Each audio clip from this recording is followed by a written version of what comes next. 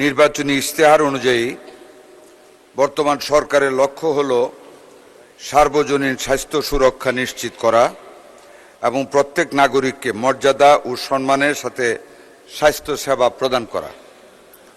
মাননীয় speaker, we realize and understand it is not their privilege, it is the basic and constitutional rights of the people to have the health service from the government. সেই আলোকে মাননীয় speaker, সাধারণ মানুষের স্বাস্থ্য সেবা নিশ্চিত করতে সরকার বদ্ধপরিকর। Our government, under the leadership of our great leader, the Honorable Prime Minister Janab Tariq Rahman, we are going to establish health entrepreneurship to the larger extent to provide the health service and quality health service to the total population of the country. মাননীয় speaker, এখানে উল্লেখ করতে চাই, স্বাধীনতার মহান ঘোষক শহীদ রাষ্ট্রপতি জিয়াউর রহমান ক্ষমতায় এসে সর্বপ্রথম আফটার দ্য লিবারেশন এই দেশের হতদরিদ্র মানুষের স্বাস্থ্যসেবাকে নিশ্চিত করার লক্ষ্যে বাংলাদেশের প্রত্যেকটি উপজেলায় 30 শয্যা বিশিষ্ট হাসপাতাল স্থাপন করেন। তার দীর্ঘ সময় পর কোন সরকার এই জনগণের স্বাস্থ্যের দিকে আর দৃষ্টি গোচর করেনি, দৃষ্টি দেয়নি। সে আবার বাংলাদেশ জাতীয়তাবাদী দলের গঠিত সরকার, মরহুমা বেগম খালেদা জিয়া মাননীয় প্রধানমন্ত্রী 3 বারের, উনি ক্ষমতায় এসে সেই বাংলাদেশের প্রত্যেকটি উপজেলা হাসপাতালকে 50 শয্যা উন্নীত করেন। আরো দীর্ঘ সময় পর মাননীয় স্পিকার, আমাদের বর্তমান প্রধানমন্ত্রী জনাব তারেক রহমান এই কিছুদিন আগে বাংলাদেশের প্রত্যেকটি উপজেলা 50 শয্যা বিশিষ্ট হাসপাতালকে 101 শয্যা বিশিষ্ট হাসপাতালে রূপান্তরিত করার ঘোষণা দিয়েছেন এবং আমরা স্বাস্থ্য মন্ত্রণালয়ের পক্ষ থেকে এরই মধ্যে পিপিপি তৈরি করা সহ সমস্ত কাজ আমরা এগিয়ে নিয়ে যাচ্ছি। মাননীয় স্পিকার, আশা করি at the end of the August we will go for the tender in the paper for all the hospitals to construct again. মাননীয় স্পিকার স্যার,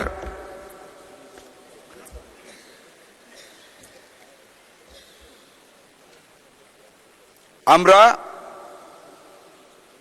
এই শুধু হাসপাতালগুলি করা নয়, মাননীয় সংসদ সদস্য অবশ্যই উনি স্বীকার করে ফেলেছেন, যিনি আগেই শুনেছেন যে 50 101 হয়ে যাবে। আমরা শুধু এখানে সীমিত থাকিনি মাননীয় স্পিকার, এই 101 শয্যা হাসপাতালগুলিকে মাননীয় প্রধানমন্ত্রীর নির্দেশে প্রত্যেকটা হাসপাতালে আমরা 10 শয্যা বিশিষ্ট কিডনি ডায়ালাইসিস সেন্টার বাংলাদেশের প্রত্যন্ত গ্রামাঞ্চলে ছড়িয়ে দিতে যাচ্ছি মাননীয় স্পিকার। শুধু তাই নয়, প্রত্যেকটি হাসপাতালের জন্য আজকে ফিজিবিলিটি স্টাডির নির্দেশ দিয়েছি। প্রত্যেকটা উপজেলা হাসপাতালে ল্যাব, প্যাথ ল্যাব আমরা স্থাপন করতে যাচ্ছি, মেশিনারিজ ইম্পোর্ট করতে যাচ্ছি, যাতে করে গ্রামের মানুষ আর ক্লিনিকের খপ্পরে না পড়তে হয়, সঠিক ইনভেস্টিগেশন যাতে পায় মাননীয় স্পিকার, সেটা আমরা করতে যাচ্ছি। আমরা 5 বছরে প্রত্যেকটা হাসপাতালে নতুন অ্যাম্বুলেন্স দিতে যাচ্ছি। এই বছর 100 হাসপাতালে আমরা 100 অ্যাম্বুলেন্স দিব মাননীয় speaker. Over and above in all the unions of the country, the community clinic, the health center, 10-bedded hospital and 20-bedded hospital প্রত্যেকটা আমরা নতুনভাবে রিনোভেট করে শয্যা দিয়ে, ডাক্তার দিয়ে স্বাস্থ্য সেবাকে মানুষের গোড় ধরে নিয়ে যাব ইনশাল্লাহ। আমরা সেই কাজও শুরু করেছি। আমার এই বক্তব্যের আলোকে আরো মাননীয় 10 জন সংসদ সদস্য সংশোধনী প্রস্তাব দিয়েছেন। মোটামুটিভাবে একই, 50কে 100 করা, কেউ কেউ 250কে 500 করতে বলেছেন, 500কে 1000 করতে বলেছেন। ইনশাল্লাহ 100 তো হয়েই যাচ্ছে, অনেক জায়গায় 500 তো হচ্ছে। আমরা ভবিষ্যতে আমাদের অর্থের সংকুলনের সাথে সঙ্গতি রেখে যদি 500 করা সম্ভব হয় আমরা সেটাও করব। আমার এই বক্তব্যের আলোকে মাননীয় সংসদ সদস্যকে I would request with humble submission to withdraw this proposal. যেহেতু উনিও জানেন আমরা 101 শয্যা করতেছি, কাজে প্রস্তাবটা প্রত্যাহার করার অনুরোধ রেখে আপনাকে ধন্যবাদ জানিয়ে আমার বক্তব্য শেষ করলাম। আসসালামু আলাইকুম ওয়া রাহমাতুল্লাহি ওয়া বারাকাতুহু। Thank you mister health minister. মাননীয় সদস্য জনাব ইকরামুল বারী টিপু, আপনার সিদ্ধান্ত প্রস্তাব সম্পর্কে মাননীয় মন্ত্রী যে বিবৃতি দিলেন তার প্রেক্ষিতে আপনি ইচ্ছা করলে প্রস্তাবটি প্রত্যাহার করতে পারেন। ধন্যবাদ আপনাকে। ধন্যবাদ মাননীয় স্পিকার। আমার প্রস্তাব ছিল 50-কে 100 করা। বর্তমান সরকার এক ধাপ বাড়িয়ে 101 করাতে সিদ্ধান্ত গ্রহণ করেছেন। সুতরাং এই প্রস্তাব কার্যকর হবে না, বরং ক্ষতির দিকে যাবে যদি এটা প্রত্যাহার না করা হয়। তবে প্রত্যাহারের পূর্বে আমি এটুকু বলতে চাই যে মাননীয় স্বাস্থ্যমন্ত্রী যে বক্তৃতা করেছেন, উনি বলেছেন যে সরকার বাংলাদেশের প্রত্যেকটি জনগণকে মানসম্মত এবং সম্মানজনক অবস্থায় চিকিৎসা সেবা দিতে চান।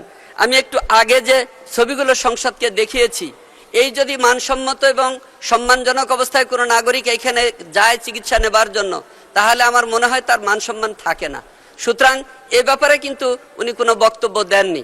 এই সাবসেন্টারগুলোকে কোনো অবকাঠামোগত উন্নয়ন করবেন কিনা এ ব্যাপারে উনি দয়া করে একটু ক্লিয়ার করবেন, একটা কথা। আর একটা উনি বক্তব্য রেখেছেন যে 101 শয্যা বিশিষ্ট যে হাসপাতালগুলো করা হবে সেখানে 10 শয্যার কিডনি ডায়ালাইসিস সেন্টার স্থাপন করবেন। আমি এই সংসদে বসেই মোবাইল ফোনে যোগাযোগ করলাম আমার উপজেলা স্বাস্থ্য কমপ্লেক্সে। আজকে সেইখানে ভর্তি রোগীর সংখ্যা 76 জন, যার মধ্যে পুরুষ 30 জন, মহিলা 30 জন এবং শিশু রয়েছেন 16 জন। আমি এই মহান জাতীয় সংসদে যেদিন প্রথম বক্তব্য রেখেছি সেদিন এই মান্দা উপজেলায় একটা শিশু হাসপাতালের দাবি করেছি। বাজেটের উপর আলোচনায় বক্তব্য রেখেছি, একটা শিশু হাসপাতালের দাবি রেখেছি। আমি একজন সাধারণ চিকিৎসক হওয়ার কারণে এই শিশুদের ব্যাপারে আমি কাজ করি এবং আমি জানি যে আমার উপজেলায় কি পরিমাণ শিশু চিকিৎসা নিতে আসে। এই জন্য বারবার একই দাবি করেছি, যেহেতু কিডনির ওয়ার্ড করার জন্য 10 শয্যা রাখবেন, এই 101 শয্যার হাসপাতালে একটা স্পেশাল শিশু ওয়ার্ড যিনি করার যদি সিদ্ধান্ত গ্রহণ করেন, ওয়েল ইকুইপড একটা শিশু ওয়ার্ড যদি আমরা করতে পারি, তাহলে এই শিশুরা যারা একটা মুখ বধির অবস্থার মতো তাদের জীবন, তারা নিজেরা বলতে পারে না, তাদের কষ্টের কথা মাননীয় সদস্য এলাকার কথা বলেছেন, প্রস্তাব সম্পর্কে বলেন, প্রত্যাহার করবেন কি করবেন? জি মাননীয় স্পিকার, বলছি।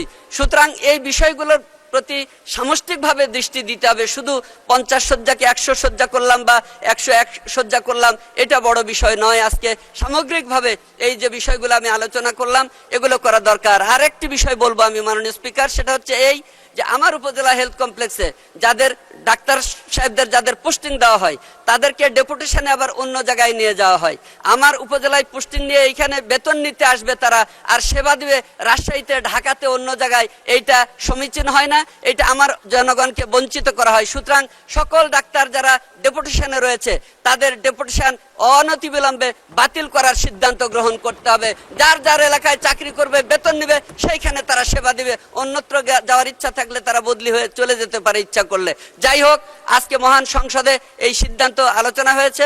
আমি এই সিদ্ধান্ত যেহেতু সরকার ইতিমধ্যেই গ্রহণ করেছেন, সেজন্য মাননীয় প্রধানমন্ত্রী দেশ নায়ক জনাব তারেক রহমান সহ সরকারকে আন্তরিক ধন্যবাদ জানিয়ে, মোবারকবাদ জানিয়ে আমি আমার সিদ্ধান্ত প্রস্তাব সরকারের আশ্বাসের প্রেক্ষিতে আমি প্রত্যাহার করতে চাই।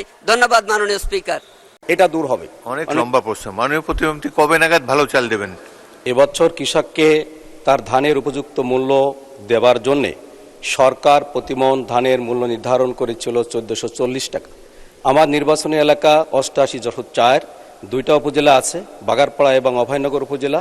দুইটা উপজেলায় যে ক্রয় কমিটি, সেই ক্রয় কমিটির মিটিং আমি ছিলাম, কিন্তু সেখানে যে সরকারের নির্দেশনা ছিল তাতে দেখা গেল যে ধান শুকনো হইতে হবে, চিটে থাকলে হবে না, চিকুন ধান হতে হবে। তার যে নিয়মকানুন অত্যন্ত কঠিন, এবং সেই নিয়মকানুন মেনটেন করেই খাদ্য গুদামে সেখানে ধান ক্রয় করা হয় এবং চাল ক্রয় করা হচ্ছে।